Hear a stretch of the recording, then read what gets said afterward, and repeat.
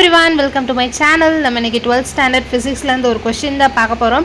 An electromagnetic wave radiates outwards from a dipole antenna with E0 as a amplitude of its electric field vector.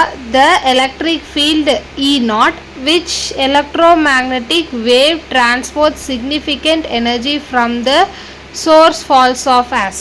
இப்போ இந்த இதில் அவங்க கேட்கக்கூடிய ஒரு விஷயம் என்னென்னா E0க்கும் ஆருக்கும் உள்ள ரிலேஷன்ஷிப் என்னென்னு தான் கேட்குறாங்க. அந்த இதுக்கு முன்னாடி வந்துட்டு இன்டென்சிட்டிக்கும் ரேடியஸ்க்கும் உள்ள ரிலேஷன் என்னன்றதை பார்க்கணும்.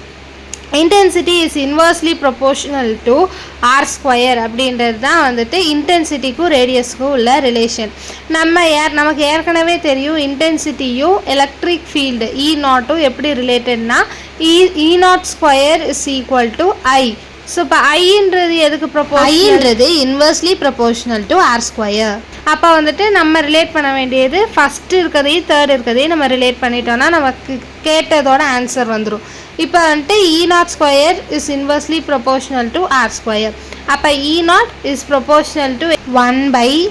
E0 is proportional to 1/r or E0 is inversely proportional to r அப்படின்றது தான் ஆன்சர்.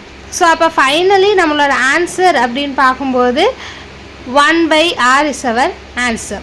தேங்க்யூ ஃபார் வாட்சிங். இந்த வீடியோ பிடிச்சிருந்தா கண்டிப்பாக லைக் பண்ணுங்கள். பாய்.